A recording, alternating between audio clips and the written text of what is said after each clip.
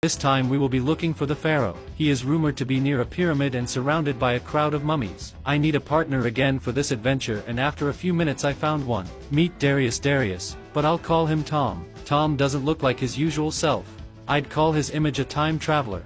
And judging by what happened in this game, he is, which means he knows exactly where to find the pharaoh. Tom took to be a train conductor and I didn't mind, because he was driving and I was looking for the pyramids. Where in Mexico would pyramids from Egypt come from? Only a time traveler who stopped at every house would know that. Maybe he was looking for a weapon, or a device that would help him keep traveling, or maybe he was just a novice. While I was pondering these questions, Tom was killed, but luckily I had one bandage and brought him back to life, after which we got back on the train and traveled to the nearest stop.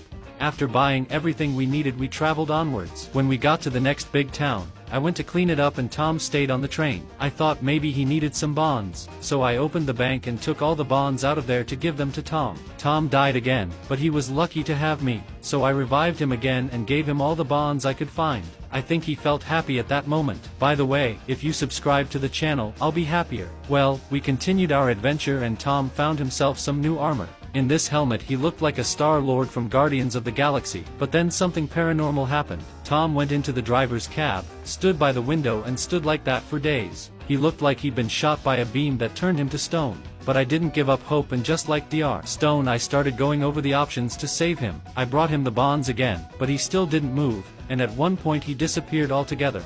I was sad without Tom. He was a brave and fun partner. Oh, and by the way, he was a time traveler. Maybe he traveled to Egypt to meet Pharaoh. We'll never know, but I dedicate my victory in this game to him.